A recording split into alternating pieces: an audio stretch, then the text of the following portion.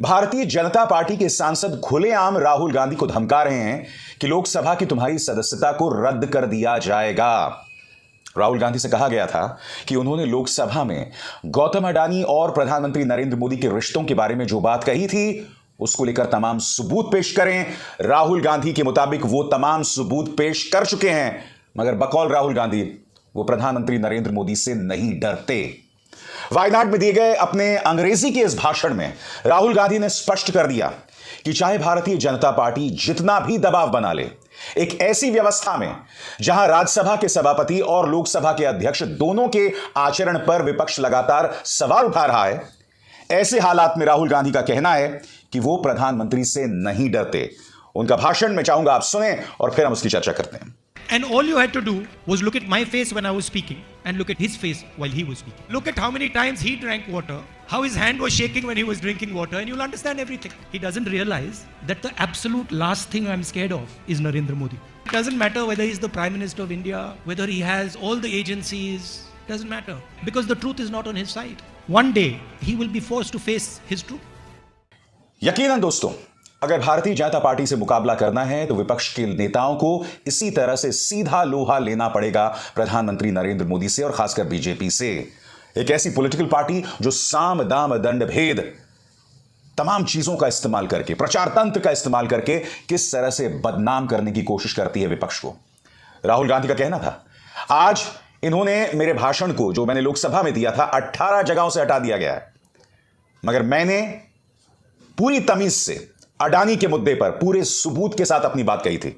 उन्होंने मुझसे यह भी कहा कि सबूत पेश करो और मैं उन्हें सबूत पेश कर चुका हूं बकौल राहुल गांधी, मगर मैं यह भी जानता हूं कि सबूत पेश करने के बावजूद मेरे भाषण को नहीं दिखाया जाएगा। सुनिए उन्होंने क्या कहा।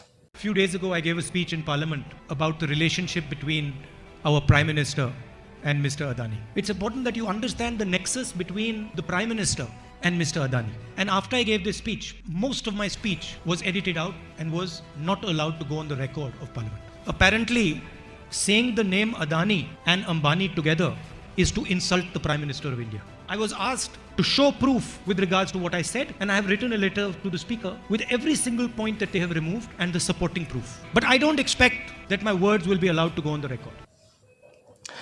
मगर सबसे बड़ी बात, और आपको याद होगा मैंने इस मुद्दे पर शो भी किया था, प्रधानमंत्री नरेंद्र मोदी ने राहुल गांधी के दादा तक पर हमला बोल दिया।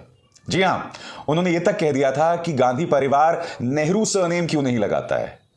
दोस्तों, आप सब जानते हैं कि राहुल गांधी के जो दादा थे यानी कि फिरोज गांधी, वो एक गांधी थे और उन्हीं फिरोज गांधी से उनके बेटे का नाम राजीव गांधी हुआ और राजीव गांधी के बेटे का नाम राहुल गांधी हुआ।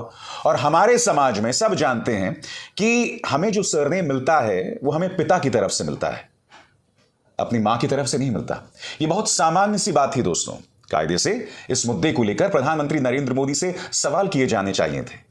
शालीनता की तमाम हदों को पार प्रधानमंत्री ने किया था। राहुल गांधी का कहना है कि प्रधानमंत्री ने तो मुझे गाली दी, मेरा अपमान किया, मगर उनके भाषण को नहीं हटाया गया। सुनिए क्या कहा राहुल ने। The Prime Minister directly insults me. He says, "Why is your name Gandhi and not Nehru?" But his words are not taken off the record.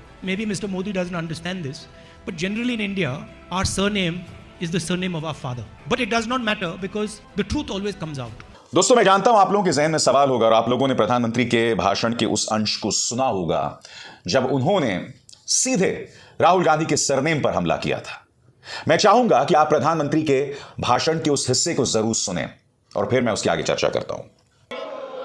मैं बहुत आश्चर्य होता है कि चलो भाई, हमसे कभी छूट जाता होगा नेहरू जी का नाम और छूट जाता होता होगा, हम ठीक भी कर लेंगे क्योंकि वो देश के पहले प्रधानमंत्री थे। लेकिन मुझे ये समझ नहीं आता है कि उनकी पीढ़ी का कोई व्यक्ति नेहरू सरनेम रखने से डरता क्यों है। प्रधानमंत्री ने जिस तरह से हमला बोला है दोस्तों राहुल गांधी के सरनेम को लेकर कि राहुल गांधी गांधी होकर नेहरू क्यों नहीं है, मैं आपसे पूछना चाहता हूं। मुद्दा यह नहीं है कि वो उनके नाना दादा का अपमान कर रहे हैं, मुद्दा वो बिल्कुल नहीं है। मुद्दा यहां पर यह है कि क्या यह मुद्दा प्रासंगिक है, क्या यह मुद्दा रेलेवेंट है, इस मुद्दे को संसद में उठाए जाने की क्या जरूरत है। क्या प्रधानमंत्री नरेंद्र मोदी बुरी तरह से बौखला गए हैं और क्या बौखलाहट की वजह यह है कि प्रधानमंत्री जब भी अपनी बात कहने को खड़े हुए थे तो इस तरह के नारे जो हैं लगाए गए थे, मोदी अडानी भाई भाई, इस तरह से वो नारे लगाए गए थे। और क्या यही वजह है प्रधानमंत्री नरेंद्र मोदी की बौखलाहट की? मैं चाहूंगा आप भी सुनिए।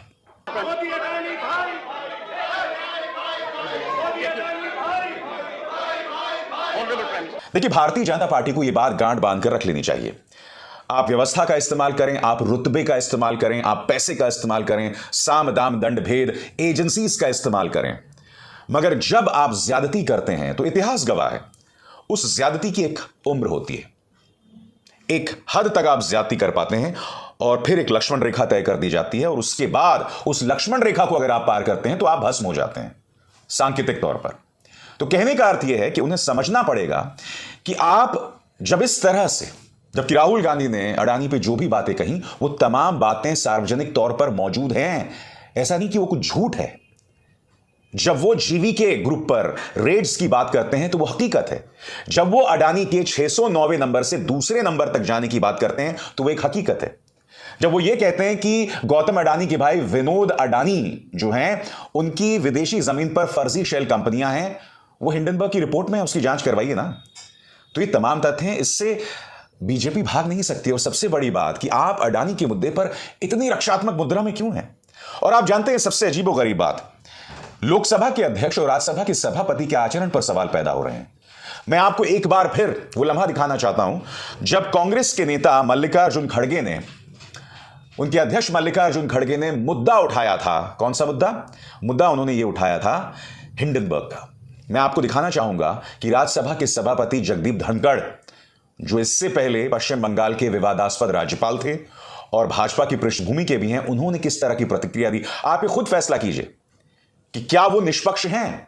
देखिए वो पूरा लम्हा। इससे कोई भी रिपोर्ट आ जाएगी और हम कुछ भी कर लेंगे। नहीं, राहुल गांधी यही तो कह रहे हैं कि मैं तमाम सबूत पेश कर चुका हूं, मगर बावजूद उसके उनकी बात को नहीं सुना जाएगा। यही बात सुप्रिया श्रीनेत भी कह रही हैं। इस वीडियो में आप देख सकते हैं कि राहुल गांधी जो हैं वो तस्वीरें दिखा रहे थे संसद को, जिसमें गौतम अडानी और प्रधानमंत्री नरेंद्र मोदी एक ही विमान में बैठे हुए थे। अब यह तस्वीर जो है सार्वजनिक तौर पर मौजूद है, मगर उनके भाषण के इसी हिस्से को हटा दिया गया। कांग्रेस आज सवाल पूछ रही है। सुप्रिया श्रीनेत क्या कह रही हैं आपके स्क्रीन पर? अमृतकाल में अडानी की काली करतूतों और प्रधानमंत्री मोदी से याराना पर सवाल उठाने पर जांच नहीं, विपक्षी सांसद को नोटिस भेजा जाता है। इस वक्तव्य के अंश प्रतिबंधित हैं, मगर समझ नहीं आ रहा क्या गलत कहा गया है। कितनी संसदीय शालीनता से बोला, कौन सा छाती पीट पीट कर फर्जी डींगे हाँकी।